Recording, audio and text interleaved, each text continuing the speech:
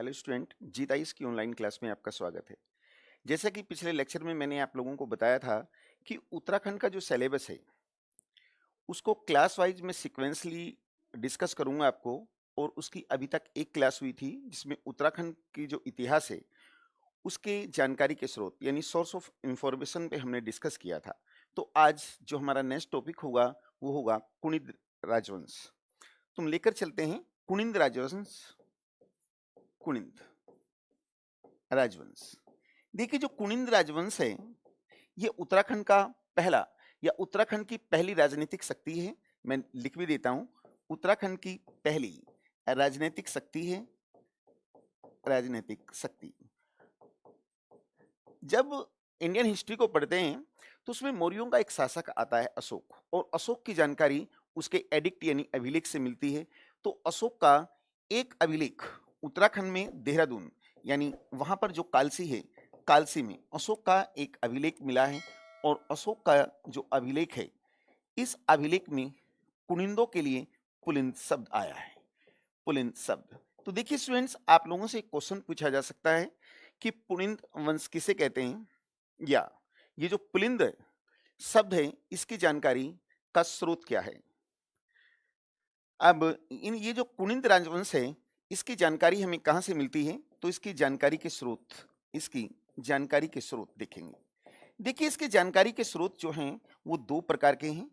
इसमें एक साहित्य है, साहित्य साहित्य इसमें एक विदेशी विवरण भी है, विदेशी विवरण विवरण और विदेशी विवरण के साथ साथ इसमें आर्कियोलॉजिकल एविडेंस यानी पुरातात्विक पुरातात्विक साक्ष्य भी हैं। साक्ष्य, देखिए अगर हम विदेशी विवरण की बात करते हैं तो इसकी जानकारी हमें टालमी देता है। टालमी टालमी देता है। अब हम जो साहित्य हैं और पुरातात्विक स्रोत उस पर डिस्कस करेंगे। देखिए जहां तक साहित्यों का प्रश्न है, साहित्य, तो इसकी जानकारी हमें एक नाम आता है पाणिनि। पाणिनि ने अष्टाध्यायी लिखी है। अष्टाध्यायी, अष्टाध्यायी से जानकारी मिलती है। और इसके साथ साथ महाभारत से भी जानकारी मिलती है, क्योंकि महाभारत में कई बार कई स्थानों पर कुनिंदों का उल्लेख है। ये जो महाभारत है, जब महाभारत का युद्ध हो रहा था तो उसमें महाभारत में एक नाम आता है सुबाहु। सुबाहु, ये ध्यान रखना है, ये कुनिंदों का एक शासक है जिसका नाम सुबाहु है। और इसने महाभारत के युद्ध में, जब ये युद्ध हुआ था तो इसमें पांडवों का साथ दिया था। पांडवों का साथ दिया था। देखिए स्टूडेंट्स, यहाँ बहुत ही इंपॉर्टेंट क्वेश्चन आप लोगों से बन जाता है कि महाभारत में कुनिंदों के किस शासक का उल्लेख हुआ है, तो वो नाम है सुबाहु। पांडवों का साथ दिया, लेकिन इसने बाद में पांडवों की का जो आधिपत्य था, आधिपत्य ये स्वीकार कर लिया, स्वीकार कर लिया। तो इनके जो साहित्यिक स्रोत है उसमें केवल इतना ही देखेंगे। अब हम लेकर चलते हैं पुरातात्विक साक्ष्य। पुरातात्विक साक्ष्य, ये जो पुरातात्विक साक्ष्य है, साक्ष्य, देखिए स्टूडेंट्स इसमें दो चीज रखेंगे। एक आते हैं एडिक्ट यानी अभिलेख, अभिलेख, और एक आती है इनकी मुद्रा। जहां तक अभिलेखों का प्रश्न है, कुनिंदों के 5 अभिलेख मिले हैं। 5 अभिलेख मिले हैं भिन्न भिन्न स्थानों पर, 5 अभिलेख। अब ये 5 अभिलेख कहां कहां से मिले ये भी ध्यान रखना है। तो इसमें 4 अभिलेख जो हैं ये भरहुत से मिले हैं। भरहुत, भरहुत से मिले। और इसमें एक अभिलेख मथुरा से मिला है, मथुरा से मिला। अब इनकी करेंसी की बात करेंगे, मुद्रा। मुद्रा, देखिए इनकी जो मुद्रा है, मुद्रा, मुद्रा, ये भारत के अलग अलग, उत्तर भारत के अलग अलग हिस्सों से मिली। यानी जहां जहां से ये मुद्रा मिली वहीं तक इनका साम्राज्य विस्तार था, साम्राज्य विस्तार था। यानी जहां जहां से इनकी मुद्रा मिली अर्थात वहीं तक इनका भौगोलिक विस्तार था। तो जो शुरू में इनकी मुद्रा मिली प्रारंभिक शासकों की, उस पर केवल कुनिंद शब्द लिखा है। कुनिंद शब्द लिखा है, शब्द लिखा है। तो कुनिंद शब्द तो लिखा है, लेकिन ये किस शासक की है, इसकी जानकारी नहीं मिलती, तो इनका जो इतिहास है उसमें सीक्वेंस यानी क्रमबद्धता का अभाव देखने को मिलता है। लेकिन बाद के जो परवर्ती शासक हैं, परवर्ती जो शासक हैं, शासक, उस पर शासक का नाम भी लिखा है, नाम भी लिखा है। और इनकी इस मुद्रा से इनकी राजनीतिक राजनीतिक स्थिति कैसी थी, इनकी धार्मिक स्थिति, धार्मिक और आर्थिक स्थिति की जानकारी मिलती है, आर्थिक स्थिति की जानकारी।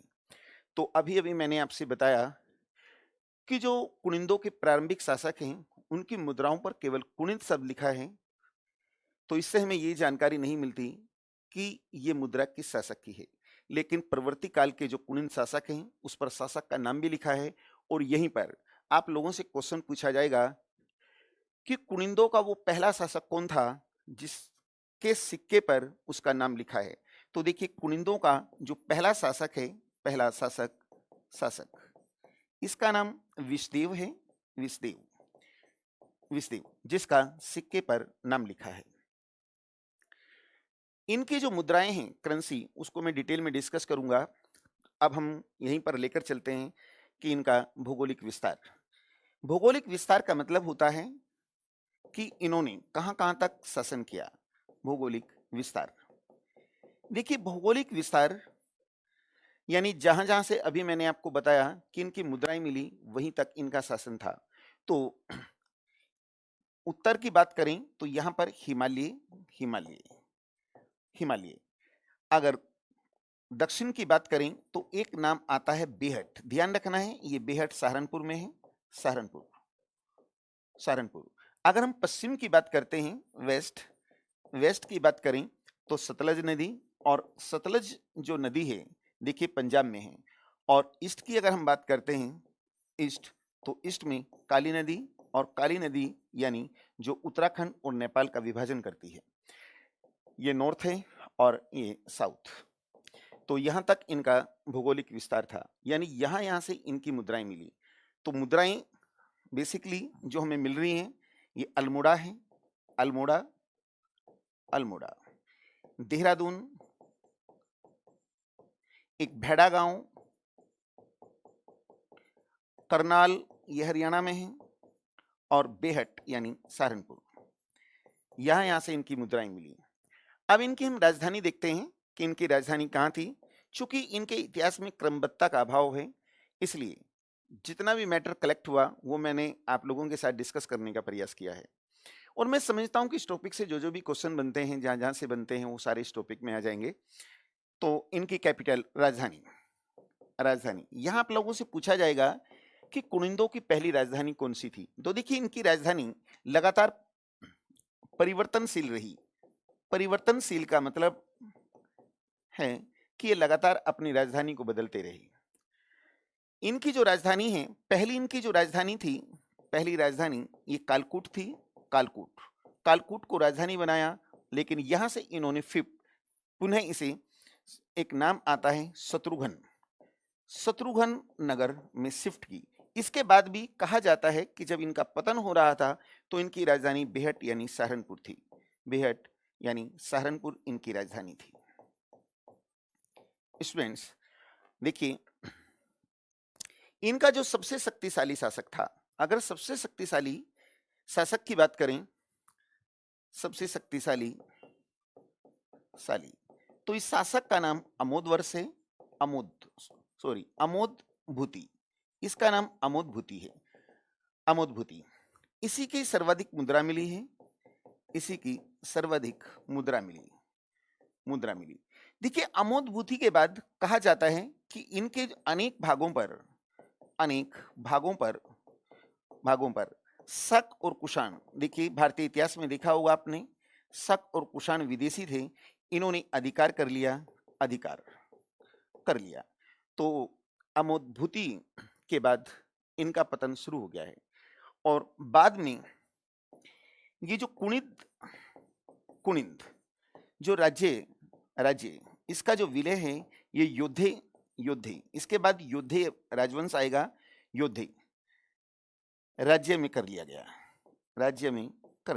तो स्टूडेंट्स, इसका मतलब ये हुआ कि शुरू में सबसे पहले कुनिंदों ने शासन किया, और कुनिंदों के बाद योद्धे हैं, और योद्धों के बाद कत्यूरी आएंगे, और कत्यूरियों के बाद कुमायूं की अगर हम बात करते हैं तो यहाँ चंद आएंगे, और गढ़वाल की बात करते हैं तो वहाँ पंवार आएंगे। इस तरीके से हमें डिस्कस करना है। तो अब हम इनके धर्म को लेकर चलते हैं। इनका धर्म देखिए, ये जो शासक हैं इनका जो मुख्य धर्म था ये शैव धर्म था। शैव धर्म को प्रोटेक्ट किया इन्होंने, इसके फॉलोअर थे। इसके साथ साथ इन्होंने बौद्ध धर्म को भी संरक्षण दिया है, बौद्ध धर्म को भी संरक्षण दिया। अब इन्होंने कौन कौन सी मुद्राएं चलाई थी इस पे भी एक नजर डालते हैं। मुद्रा देखिए, इनकी जो मुद्रा है, मुद्रा ये रजत यानी चांदी, सिल्वर और तांबे की मुद्रा चलाई, तांबे की मुद्रा चलाई।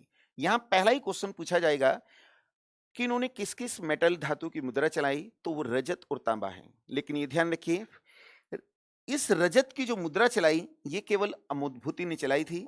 अमोदभूति जो इनका शासक है, अमोदभूति ने चलाई थी।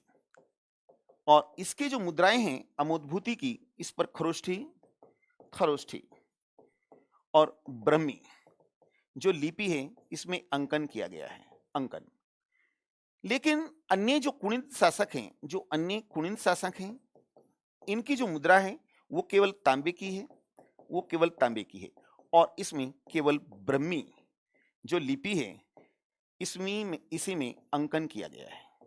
देख लीजिए, दोनों क्वेश्चन बहुत ही इंपॉर्टेंट है, यहाँ कंफ्यूज नहीं होना है।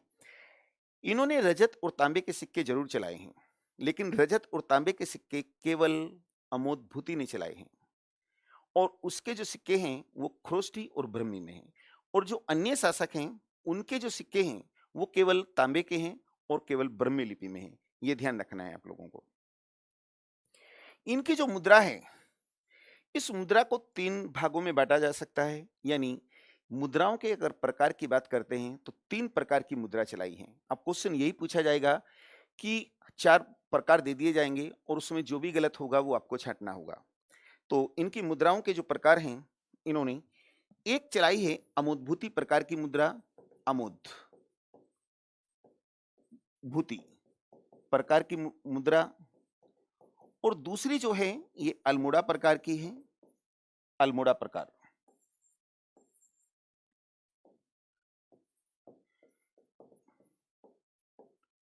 अल्मोड़ा प्रकार। और तीसरी जो मुद्रा है ये छत्रेश्वर प्रकार की है, छत्रेश्वर, छत्रेश्वर प्रकार की मुद्रा है। अब तीनों में अंतर क्या है और क्या विशेषता है, इस पे भी हम चर्चा करेंगे। देखिए, जो अमोदभूति प्रकार की मुद्रा है इसकी विशेषता यह है कि रजत के साथ साथ तांबे के भी सिक्के हैं, इसमें रजत एवं तांबे के सिक्के हैं। इसमें यूनानी शैली का प्रभाव है, इस पर यूनानी शैली का प्रभाव है, शैली का प्रभाव। इसके साथ साथ इसमें नारी मर्ग, मर्ग, स्वास्तिक, स्वस्तिक, चक्र, नंदी आदि के चित्र बने हैं, ये ध्यान रखना है। वेदिका भी बनी है। ये जो अल्मोड़ा प्रकार की मुद्रा है इसके अधिकांश जो सिक्के हैं ये अल्मोड़ा से मिले हैं, अल्मोड़ा से मिले हैं। इसमें मानव मूर्ति, मानव मूर्ति और कुबड़ा बैल, कुबड़ा बैल और नाग प्रकार के सिक्के मिले। इसमें भी नाग के मिले हैं, लेकिन विशेषतः मानव मूर्ति और कुबड़ा वाला बैल के इसमें चित्र हैं। अगर हम छत्रेश्वर प्रकार की मुद्रा की बात करते हैं, इस मुद्रा की विशेषता यह है कि इस पर कुषाण शैली का प्रभाव है, कुषाण शैली का प्रभाव है, शैली का प्रभाव। और इसमें त्रिशूलधारी शिव का चित्र मिला है। इसमें अधिकांशतः त्रिशूलधारी शिव के चित्र मिले हैं, चित्र मिले हैं, मिले हैं। तो देखिए स्टूडेंट्स, चूंकि यहां पर जानकारी के स्रोतों का अभाव होने के कारण किस किस शासक ने किस किस ईयर में शासन किया इसकी स्पष्ट जानकारी हमें नहीं मिलती। तो जो भी इंफॉर्मेशन मिली है वो मैंने आपके साथ डिस्कस की। तो यहाँ पर जो भी इंपॉर्टेंट क्वेश्चन पूछे जा सकते हैं आप लोगों से कि कुषाण शैली का प्रभाव किस प्रकार की मुद्रा पे मिला है, या यूनानी शैली का प्रभाव किस पे मिला है, सबसे ज्यादा सिक्के किसके मिले हैं, है ना। महाभारत में किस शासक का नाम आता है, कहाँ-कहाँ से इसके अभिलेख मिले हैं, कहाँ-कहाँ इनकी राजधानी थी, तो इस प्रकार के क्वेश्चन पूछे जाते हैं जो सभी मैंने आपके साथ डिस्कस किए। तो आज ये टॉपिक चूंकि बहुत ही छोटा सा टॉपिक था, ये टॉपिक यहाँ कंप्लीट होता है। नेक्स्ट जो हमारी वीडियो होगी या लेक्चर होगा वो सिक्वेंसली आपको मिलेगा, और कल हम योद्धे जो राजवंश है उस पर डिस्कस करेंगे। तो ये क्लास स्टूडेंट्स आज यहीं कंप्लीट होती है। Thank you.